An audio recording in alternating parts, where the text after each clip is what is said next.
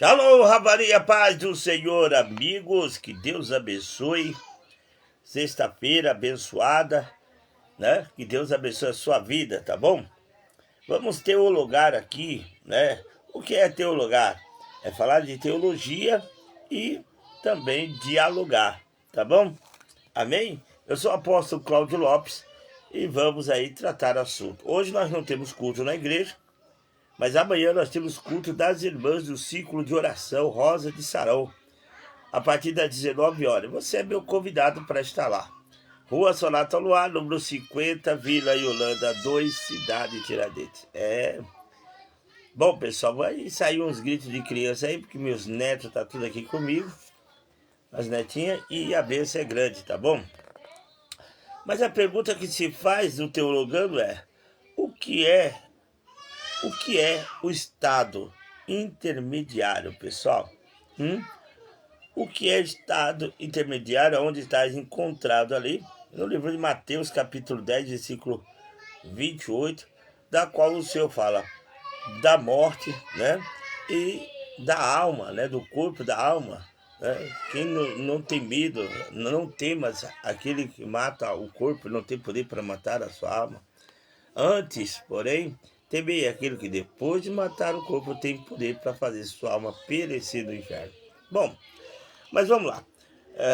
O que é o estado intermediário, pessoal? Bom, eu entendo, pessoal, que o estado intermediário é o intervalo de tempo existente ali entre a morte e a ressurreição do ser humano. Por quê? Porque onde após a morte, a alma ou o espírito, nós temos que também observar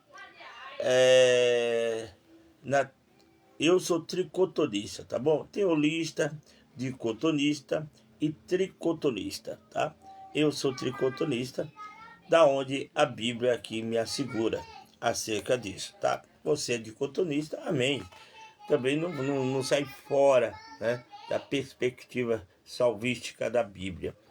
Agora, se você é holista, você está fora aí, tá bom? E é melhor você observar a palavra de Deus para você voltar aí para dentro da visão de Deus, biblicamente falando e teologicamente falando.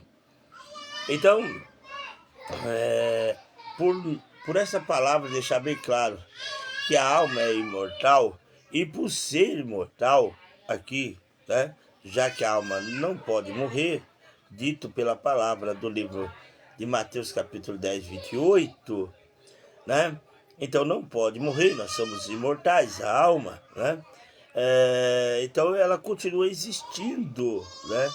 Ou seja, de forma até mesmo consciente. Quando a pessoa morre, ela continua existindo de forma consciente. Porém, cada um no seu respectivo lugar, seja de bem-aventurança, se alguém vai lá para bem-aventurança, o céu, né?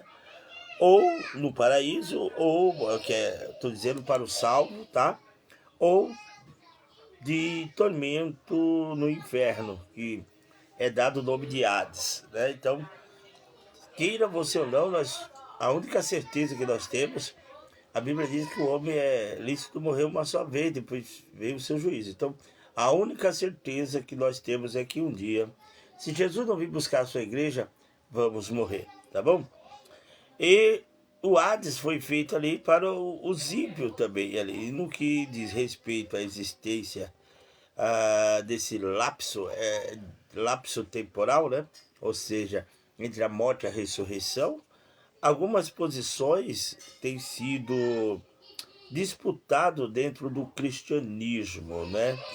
E de acordo com alguns historiadores, o estado entre a morte e a ressurreição, que eu falo estudante teológico, entre a morte e a ressurreição aqui, se tornou um campo de batalha teológico. Por isso, nós estamos teologando aqui. Na sua teologia, que nós podemos encontrar sistemática.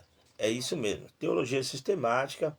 Alguns têm como Gleice ou como Norman. Estou pegando alguns aqui dos estudiosos.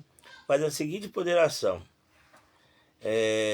temos uma visão até mesmo chamada preterismo. O que é o preterismo? O preterismo é que a pessoa acredita em tudo, tá, pessoal? Já passou, Jesus já veio, vou pro céu, a igreja foi arrebatada, enfim. Eles são chamados de preterismo, tá? E tem alguns preterismos, até mesmo até um pouquinho mais ousados. Nós acostumamos falar de preterismo extremo, né? É isso mesmo, a palavra estava procurando a palavra. Preterismo extremo. Eles afirmam que não existe tal estado intermediário, tá? Eles não acreditam que existe tal estado e que a ressurreição ocorre imediatamente depois da morte, né? E do outro lado, do espectro que ele diz aqui, né? Estão os proponentes do sono da alma. Eles falam, ah, morreu não, está dormindo, né? É o sono da alma. Eles afirmam que os mortos não estão conscientes, tá, pessoal? Eles afirmam claramente que os mortos não estão conscientes e entre a morte e a ressurreição, eles, como Gleisi e Norman, que escreveram a teologia sistemática, ali quando você compra o seu livro ali, você vai reparar uma certa diferença aqui, né?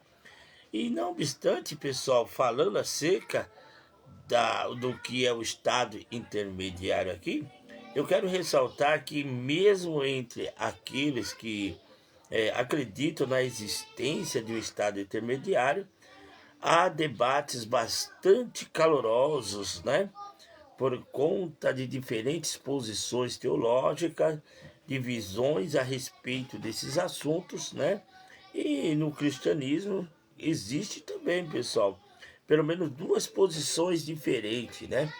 Duas posições diferentes acerca do estado intermediário. Primeiro, nós encontramos aqui os imortalistas, né? São assim chamados pelo fato de acreditarem que o homem é composto de uma parte material, o corpo, entre a morte e a ressurreição, ou ele fala o corpo ou outra parte material, que é a alma, e a alma do homem, por ser imortal, entre a morte ali e também a ressurreição do corpo, continua existindo de forma consciente. Então, essa parte aí, que é os imortalistas, acredita que eles vão estar lá consciente, seja no paraíso, num estado de bem-aventurança para os salvos, né? Ou no inferno, né? Que, infelizmente, em tormentos para os ímpios. Em outras palavras, os imortalistas aqui são os defensores da imortalidade da alma, da qual eu faço parte, né? Por quê? Porque, de acordo com vários textos bíblicos aqui, como eu já disse em algumas passagens aqui, né, a alma continua existindo, com certeza, de forma consciente, apesar da morte do corpo, como foi descrito aqui na base bíblica da qual eu li, em Mateus capítulo 10, versículo 28. Também você vai encontrar também em Mateus capítulo 22, versículo 32, também Lucas capítulo 20, versículo 37, Lucas capítulo 23, versículo 43 e também 46, também lá no Atos dos Apóstolos, capítulo 7, versículo 59, 2 Coríntios, capítulo 5, versículo até o 8, Filipenses também, capítulo 1, versículo 23, 1 Tessalonicenses, capítulo 4, versículo 14, livros aos Hebreus, capítulo 12, versículo 23, Tiago, capítulo 2, versículo 26, e na escatologia bíblica, Apocalipse, capítulo de número 6, versículo 9 e 11. Como diz os judeus em hebraico, Passuque, né, 6, 9 e 11, tá bom? Mas sobre isso, também esses estudiosos, também como Norman, Gleisi, eles apresentam a perspectiva tradicional de uma alma consciente, uma alma que temporariamente, né, era separada do seu corpo esperando reunir-se ele na ressurreição do Senhor, quando o Senhor vir buscar a sua igreja, tiver o arrebatamento da ressurreição, né? E separada do seu corpo, esperando reunir-se a ele na ressurreição quando o próprio Cristo voltar. Tá, pessoal? Então nós podemos observar as escrituras nesse monte de versículo que eu passei para você. Agora, muitas das vezes, quanto à reunião da alma na ressurreição, por ocasião da volta de Jesus, é claro, Paulo diz que porque se cremos que Jesus morreu e ressuscitou, assim também aos que Jesus dorme, Deus o tornará a trazer com ele, lá em 1 Tessalonicenses capítulo 4, versículo de número 14, e existe pelo menos dois grupos defensores da doutrina da imortalidade da alma dentro do cristianismo. Pessoal, é verdade. Quem é? Primeiro, o catolicismo. Os católicos romanos, que é chamado catolicismo romano, eles são adeptos, né, e até mesmo os adeptos do catolicismo romano, eles também defendem a doutrina da imortalidade da alma, como nós cristãos e eu, né? E ao mesmo tempo, eles acreditam que está entre a morte e a ressurreição, vai para... Eles acreditam no purgatório, não acreditam não, tá, pessoal? Mas eles acreditam que vai para o purgatório a fim de se purificar dos pecados veniais e os pecados mais leves, tá, pessoal? De acordo com eles, a crença do catolicismo.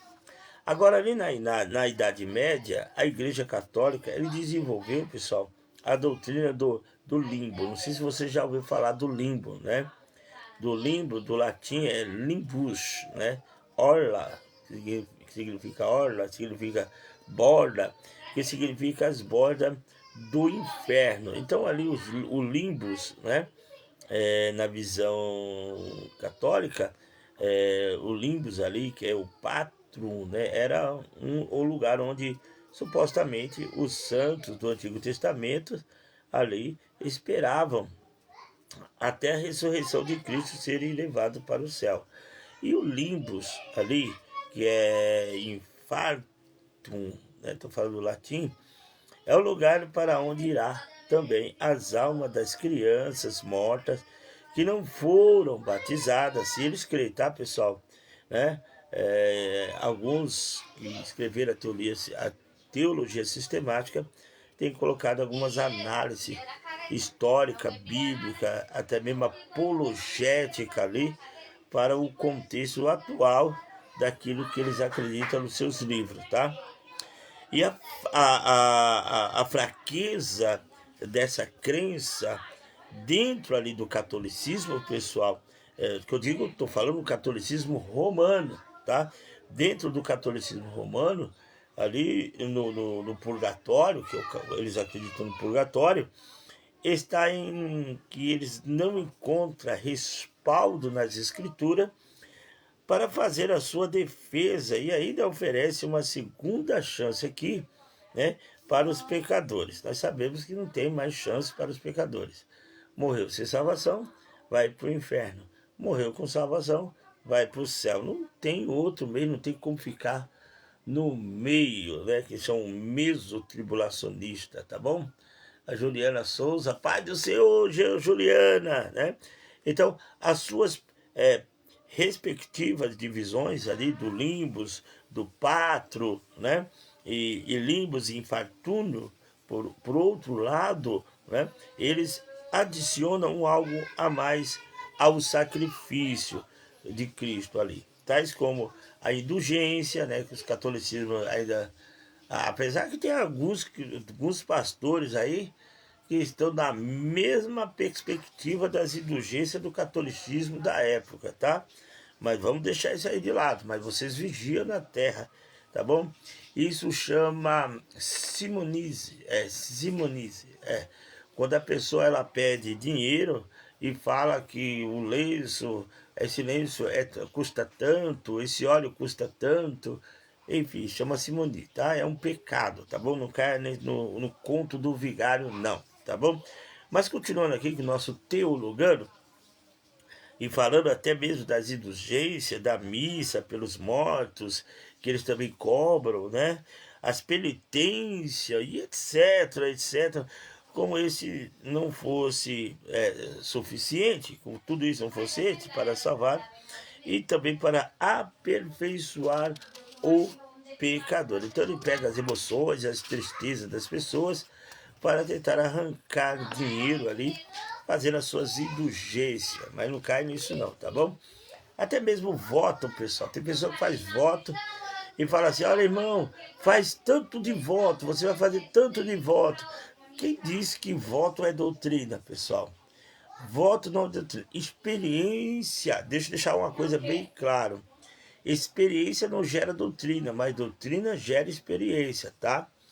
Então, nós temos aí vários tipos de voto da Bíblia. Tem voto de dinheiro? Tem. Mas tem outros tipos de voto também da Bíblia e é voluntário, né? A pessoa mesmo faz com Deus e aí paga o seu voto. Se quiser anunciar o seu voto também, não tem problema de falar o seu voto. O importante é que quando você faz o voto, você cumpra, mas não é doutrina, tá bom? Não adianta fazer uma campanha de voto e fazer você dar voto por causa de uma água, por causa de um sal ou por causa de um feijão. Não, irmão, isso aí não tem nada a ver, tá? Cuidado com o engano das pessoas, tá bom? Nós estamos aqui teologando, não estou falando mal também, estou falando de teologando, é teologia, juntamente com logando, né? Teologando. Nós estamos dialogando e falando também sobre a teologia, tá bom? Agora, os protestantes creem que a alma é imortal, pessoal. A alma é imortal. Eu creio também. E que após a morte do corpo, ela continua existindo de forma consciente, tá? No paraíso e no terceiro céu, né? Porque Paulo foi arrebatado até o terceiro céu. Uns para o justo, né? Que vai para o terceiro céu, onde você pode encontrar no Evangelho de Lucas, capítulo de número 16, versículo 19 e 31. Você também pode abrir a sua Bíblia aí em 2 Coríntios, capítulo 12, versículo 1 ao 4. E a Bíblia diz que no Hades, né, ou Sheol, se você quiser escolher Hades ou Sheol, ou inferno ali, para os ímpios, né? Nós podemos encontrar no livro de Lucas, capítulo 16, versículos 19 e 31. E esses lugares, pessoal, não são para a purificação, de maneira nenhuma. Ninguém vai para lá para se purificar, não. Mas é um lugar de bem-aventurança. No caso do justo, é o paraíso. E do tormento para os ímpios, nós temos ali como inferno, tá bom? Antes de mais tudo, eu quero deixar bem claro que o Hades não foi feito para demônio, para espírito maligno. Não, foi feito para ser humano, tá bom? Esse negócio de você assistir filme e ver que Satanás, você cai lá e Satanás está te espetando com garfo, isso é tudo misticismo, isso não está na Bíblia, não existe na Bíblia. Nós não precisamos de pessoas aumentando as escrituras para trazer um certo medo. Não, não, não, não. Existe 4 tipos, ou se eu não me engano, 5 tipos de inferno. Existe o Sheol, existe o Hades, existe o Tártaro, que é o lugar dos demônios, existe o abismo, tá bom? E o último inferno ainda não foi manifestado. Tá lá na escatologia bíblica, chama... deixa eu lembrar aqui, mano, sumiu um pouquinho. Chama Geena, tá bom? Que é o lago de fogo de enxofre. Depois da condenação do milênio, então serão julgados. E aqueles que não foi achado escrito no livro da vida, será lançado no lago de fogo, que no grego é Geena, ainda não foi mais ser feito, é o inferno, é Geena. Você vai observar que a Bíblia diz que aqueles que não estão escritos no livro da vida, Satanás, a besta, o falso profeta e o inferno, os infernos que tem, e os infernos, e todos aqueles que não estão escritos no livro, será lançado no lago do fogo e enxofre. E aí é a segunda morte. Tá bom, pessoal? O seio de Abraão? Depois nós vamos falar aí o que é o seio de Abraão. Hoje nós só estamos teologando, falando acerca do momento da morte e da ressurreição, que é dito como o que é o estado intermediário entre a morte do indivíduo e a ressurreição. Mas nós vamos falar também o que é o seio de Abraão, nós vamos estar também falando onde fica o paraíso. Eu gostaria que todo mundo aí também tenha essa curiosidade. Outra pessoa também, talvez um católico, está me ouvindo aí e viu falar que não existe purgatório, que para eles existe purgatório, e eu vi eu falar que não existe. Olha aí o Fabiano Vencelau, paz do Senhor, Fabiano, ele diz, boa noite, apóstolo, a paz do Senhor Jesus, amém, guerreiro, Deus abençoe a sua vida. A Juliana também está conosco aí, tá bom? Você pode compartilhar, irmão, é muito bom que pessoas possam ouvir a verdade do Evangelho, buscar, não somente ouvir, mas ler todos os versículos que eu passei aqui, para que você testifique daquilo que nós estamos teologando, para que o nome do Senhor vai ser glorificado. Depois também nós vamos falar o que é a morte. Às vezes o pessoal nem sabe o que é a morte. Ô pastor, mas eu nunca morri. Como é que eu vou saber o que é a morte? Mas tem como nós sabemos através das Sagradas Escrituras, tá bom? E também o que é a ressurreição. Se tem morte, tem a ressurreição. Isso nós vamos ficar tratando aqui nessa live. Bom, pessoal, vou terminar agora para não ficar muito longa a live e te espero amanhã a partir das 19h30 na Rua Sonata, Luar, número 50B, Vila Holanda 210. Eu quero orar por você, tá bom? Culto das Irmãs está lá com a nossa missionária Kátia e missionária Zuleide. Vem uma pregadora aí, olha aí, cheio do poder. Fique na paz. Fui.